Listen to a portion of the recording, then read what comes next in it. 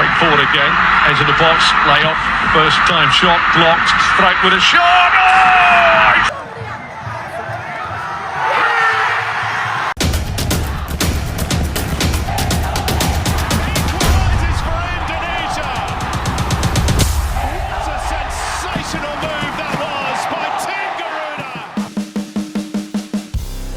Pengamat sepak bola Malaysia turut senang dengan kesuksesan timnas Indonesia U23 melangkah ke perempat final Piala Asia U23 usai mengalahkan Korea Selatan U23. Timnas Indonesia U23 secara mengejutkan mampu mengalahkan calon kuat juara Piala Asia U23 2024 yaitu Korea Selatan lewat babak adu tendangan penalti. Pada pertandingan yang berlangsung di Stadion Abdullah bin Khalifa itu, timnas Indonesia U23 menang penalti dengan skor 11-10. Skuad Garuda Muda harus berjuang hingga babak adu tendangan penalti setelah pada waktu normal hingga perpanjangan waktu bermain dengan skor imbang 2-2. Gol Indonesia pada pertandingan kali ini berhasil dicetak Rafael Struyck pada menit ke-15 dan 43. Sementara Korea Selatan membalas lewat gol bunuh diri Komang Teguh pada menit ke-45 dan Jeong Sang-bin pada menit ke-84. Kemenangan ini membawa euforia yang sangat luar biasa bagi supporter timnas Indonesia. Pasalnya Piala Asia U23 2024 merupakan debut timnas Indonesia U23 dalam ajang tersebut. Selain itu, keberhasilan Indonesia melangkah hingga babak semifinal turut diapresiasi oleh pengamat sepak bola Malaysia yaitu Kes Sundaresan. Lewat akun Twitter atau X pribadinya, dia memberikan selamat kepada Indonesia yang berhasil lolos ke semifinal Piala Asia U23. Sejarah dibuat untuk Indonesia menikmati hasil luar biasa ini. Tidak ada yang bisa mengalahkan aliran ekstasi dan adrenalin yang akan mengalir melalui setiap penggemar sepak bola Indonesia malam ini. Terbang tinggi sang Garuda Muda ke semifinal, tulis Kes Sundaresan lewat akun X pribadinya. Pelatih timnas Indonesia Sintayong mengutarakan maaf karena jadi sosok yang mengantar timnas Indonesia U23 merusak rekor penampilan beruntun Korea Selatan di ajang Olimpiade. Korea Selatan selalu tampil di Olimpiade sejak Olimpiade 1988 hingga Olimpiade 2020 dan 2021.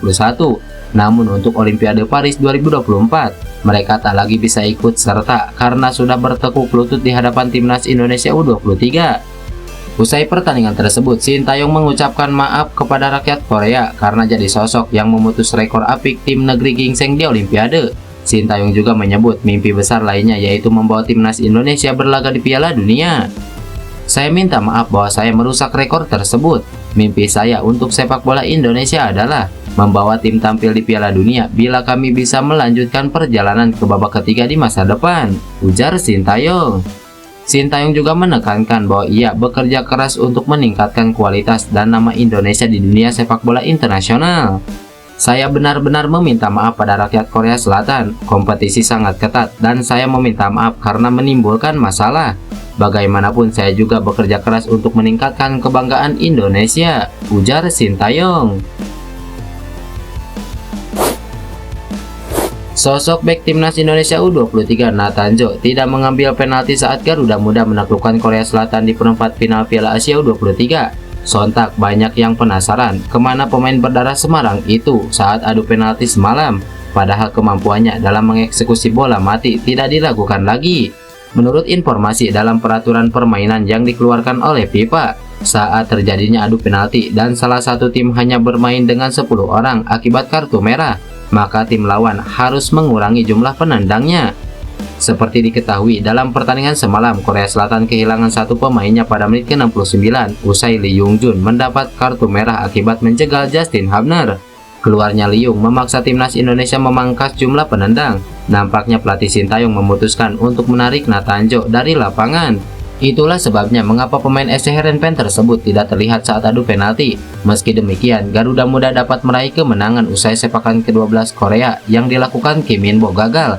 Sebaliknya, sepakan Pratama Arhan berbuah gol penentu kemenangan Garuda Muda. Presiden Federasi Sepak Bola Thailand Madampang terkesan ketus saat dikritik publik sendiri pasca tersingkirnya timnas Thailand U23 dari Piala Asia U23 2024. Kegagalan lolosnya timnas Thailand U23 dari babak penyisihan grup Piala Asia U23 2024 cukup mengejutkan bagi penikmat sepak bola Asia Tenggara. Apalagi penyebab yang membuat timnas Thailand terhenti di fase grup Piala Asia U23 cukup menyayat hati para fans karena terbilang tragis. Thailand sempat tampil garang di awal babak penyisihan grup usai melumat Irak dengan skor meyakinkan 2-0.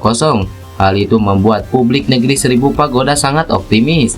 Bahkan Wapan Lamsam alias Madampang selaku Presiden Federasi Sepak Bola Thailand percaya diri timnas U23 mereka bakal lolos ke perempat final. Namun, petaka untuk Thailand justru hadir dalam 2 pertandingan sisa fase grup. Skuad Gajah Perang dilumat Arab Saudi 0-5. Kemudian di laga pamungkas fase grup kalah dramatis dari Tajikistan dengan skor 0-1. Hal itu memastikan Thailand tersingkir di Piala Asia U23 2024. Kenyataan pahit yang harus ditelan seluruh masyarakat negeri Pagoda termasuk sang presiden federasi. Madampang yang terkena royal menghambur-hamburkan bonus untuk tim nasional pun terlihat bete atau kesal saat merespon kritik salah satu netizen Thailand. Kritik yang dilontarkan tak lama setelah Thailand dipastikan tersingkir dari Piala Asia U23 2024. Salah satu netizen menyinggung peran Pat yang minim dalam persiapan, khususnya saat timnas Thailand U23 membutuhkan pemain-pemain terbaik untuk berlaga di ajang tersebut. PSSI-nya Thailand tak berusaha menyediakan hal itu. Hal itu disadari benar oleh publik Thailand. Federasi dinilai mengabaikan timnas U23, padahal tim ini sama pentingnya dengan timnas senior.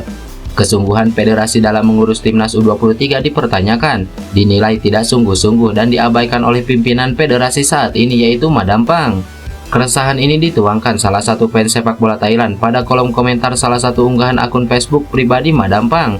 Tak berhenti sampai di situ, seolah menolak dinilai telah mengabaikan timnas U23. Madampang pun memberikan respon meski terkesan ketus. Madampang menegaskan jika Federasi Thailand sama sekali tidak mengabaikan dan fokus dengan semua timnas yang ada. Federasi Sepak Bola Thailand tidak akan mengabaikan tim manapun termasuk futsal, sepak bola wanita, dan sepak bola pantai, ujar Madampang. Pelatih Persib Bandung Bojan Hodak memberikan apresiasi sebesar-besarnya atas keberhasilan timnas Indonesia U23 lolos ke perempat final Piala Asia 2024. Seperti yang diketahui, Armada Sintayong berhasil keluar dari grup A sebagai runner-up di bawah Qatar dengan koleksi 6 poin dari 3 pertandingan. Keberhasilan timnas Indonesia U23 di Piala Asia kali ini, kata pelatih asal Kroasia ini, tak lepas dari pengalaman alumnus Piala Asia sebelumnya, seperti Hernando Ari, Rizky Ridho, Witan Sulaiman, Ipar Jenar, hingga Rafael Struijk. Sangat bagus untuk sepak bola Indonesia dan untuk anak-anak muda ini. Bagus untuk Indonesia karena banyak pemain yang juga bermain di Piala Asia terakhir, jadi mereka sudah memiliki pengalaman untuk bermain di kompetisi yang sulit ini.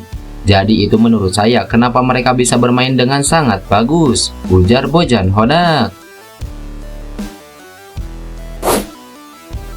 Pelatih SC Heerenveen Kees van Wonderen buka suara usai memutuskan kembali mengizinkan Nathan Joe membela timnas Indonesia U23.